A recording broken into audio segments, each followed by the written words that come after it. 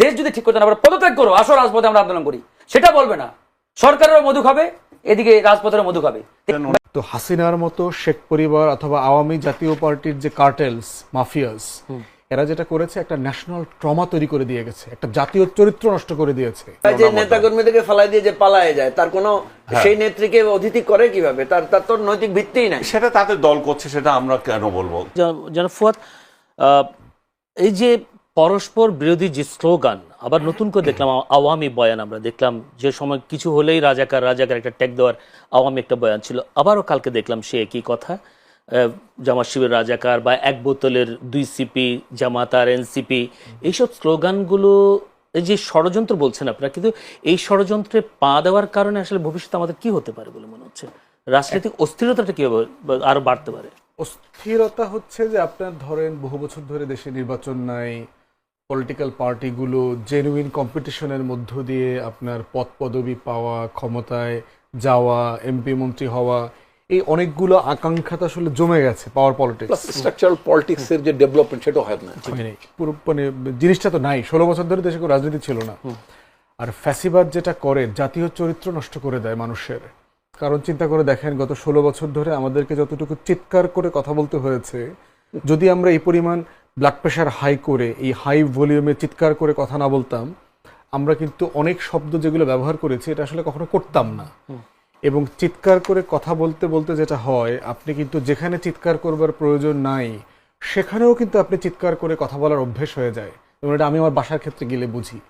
আমার বাসার লোকজন আমাকে বলে যে তুমি সাডেনলি টেম্পার্ড হয়ে যাচ্ছ কেন, মানে এটা সে কখনো এক্সপেক্ট করে নাই। যে অথবা যে ল্যাঙ্গুয়েজ ভাষা ব্যবহার করছি, সে বলছে গত 4-5 বছরে তোমার ল্যাঙ্গুয়েজে পরিবর্তন হয়ে গেছে, টেম্পারামেন্টে পরিবর্তন হয়ে গেছে। এখন এটা দায় কি আসলে আমার নিজের? এইটা হাসিনা আমাকে এই টেম্পারমেন্টটা দিয়েছে।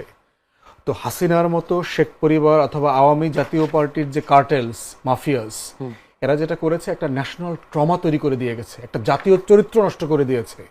পুরো জাতিকে সে আপনার মানে এমনভাবে পলিউট করছে, চিন্তায়, কাজে, প্রসেসের ভিতর থেকে ইনস্টিটিউশনগুলোকে ধ্বংস করে দিয়েছে।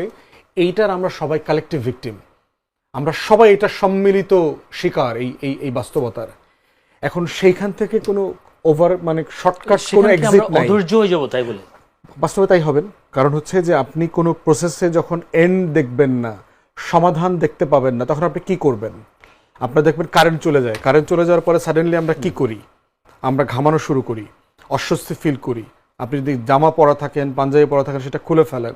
খুলে যত কম কাপড় পরে ফ্যানের নিচে বসা যায় অথবা খোলা জানলার পাশে বসা যায়, দরজার পাশে বসা যায় চেষ্টা করবেন। এখন বাস্তবতা হচ্ছে কারেন্ট চলে গেছে, আপনার দক্ষিণা বাতাস বন্ধ, প্রচণ্ড গুমোট আবহাওয়া আছে, আপনার দরজা বন্ধ, জানলা বন্ধ, এবং এমন একটা জায়গায় বসে আছেন যেখানে বলা আছে ওই চেয়ারটাতে বসলে কোট টাই খোলা যাবে না। হাসিনা আমাদেরকে যে এনভায়রনমেন্টটাতে রেখেছে আর কি, এটার নাম হলো সাফোকেটিং এনভায়রনমেন্ট।